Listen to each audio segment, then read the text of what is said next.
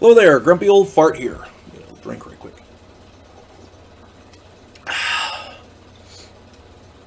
I love a good cup of coffee, don't you?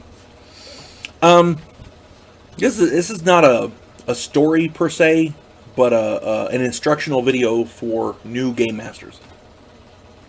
And it's not instructions as here's how you do it. This is suggestions because I've been playing Dungeons and Dragons a long time, since 1976. I've been running it since 1979. I have a lot of house rules that I use, and I figure, and now house rules are fair. They apply equally to everybody. That's one of the consistencies you have to have. You have to employ as a dungeon master. Each rule has to be fair and equally applied to everyone. Consistency. I figured I'd relate some of them in some videos, and hopefully it will help some newer dungeon masters in their game. According to the D&D rules, the Advanced Dungeons and Dragons books, first edition, that's what I play. As I recall, a player character is unconscious at 0 hit points and dies at -10.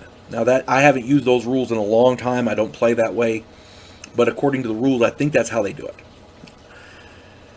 In my games, a player character is unconscious at 0 hit points and dies when he loses enough hit points to drop him to his Constitution +1 below 0. So in other words, if your Constitution is 15, you're unconscious at 0, and because your Constitution is 15, you have to get to -16 in order to die.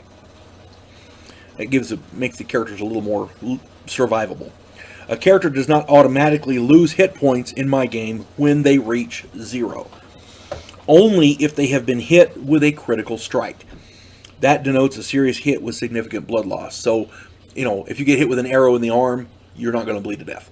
If you get critted in the arm with an arrow, there's blood loss. When you hit 0 and fall unconscious, the blood's still pumping out. You're gonna lose hit points every round until you die.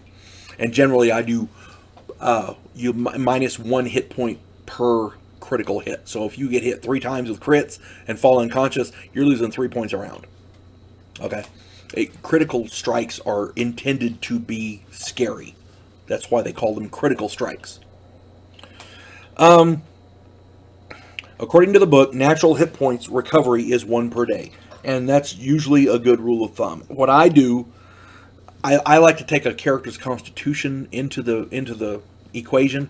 So what I do is I do 1 or your constitution's hit point adjustment, whichever is greater. So if your constitution gives you 1 extra hit point when you roll your dice, hit point adjustment, then you get 1 or 1, 1.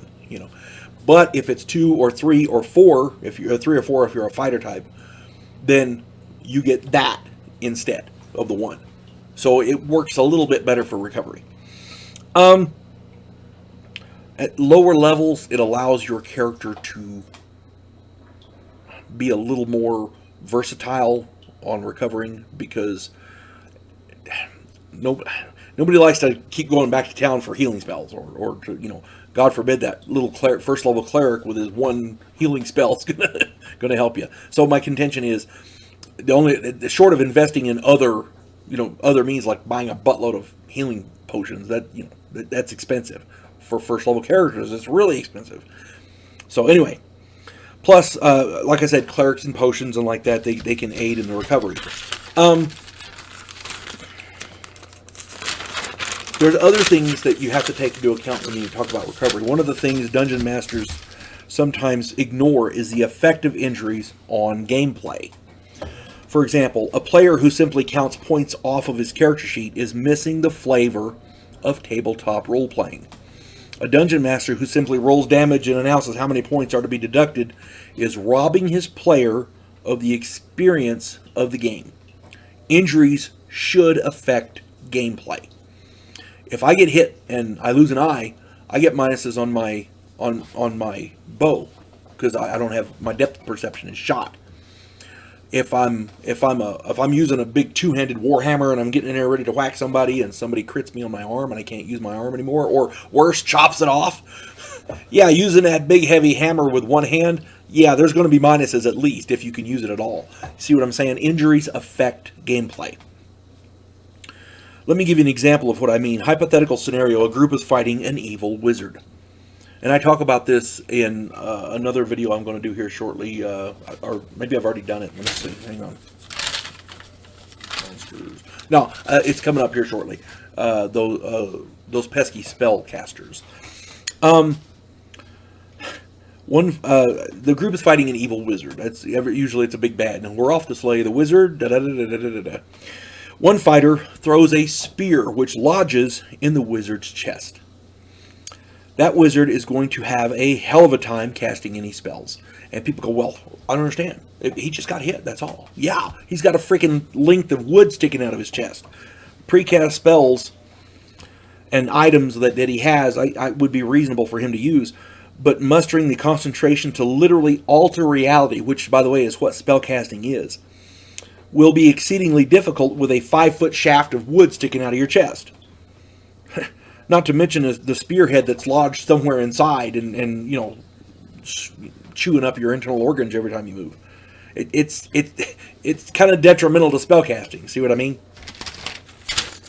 What I do is whenever a melee or missile weapon is lodged in a wizard, I make that wizard roll a save versus petrification to take any action whatsoever. If he as far as spellcasting goes, if he wants to cast a spell, I make him roll that save, the versus petrification, with a minus equal to the level of the spell he's trying to cast. So in other words, I'm a wizard, I'm going to cast a 4th level spell to really screw you guys up, but I got a spear sticking out of my chest, or an arrow, or whatever. I have to roll a saving throw versus petrification at -4, because it's a 4th level spell. You see what I'm saying? This effect lasts until he is healed somehow. So, evil clerics are a nice thing to have in the background if you have your monsters there. Because, you know, the wizard's he can kill the party, but God forbid he gets hit, because I need to get rid of this thing. The cleric can come up and pull it out and heal, and then, you know, you can go ahead and do your thing.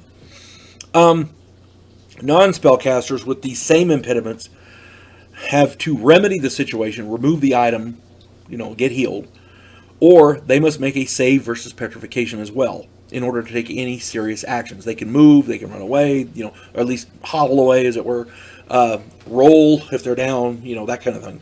Get out of the combat area. Keep in mind that if you choose to use this system as a house rule, they must also apply to the NPCs and the PCs alike. You cannot make a rule like that and use this rule. And again, this is an optional rule. I'm just saying. But you cannot make a rule like that that will detriment a player's ability to in combat or whatever, without also that same rule applying to your monsters, because that would seriously unbalance the game. So whatever rule you use, you have to apply them equally to everyone.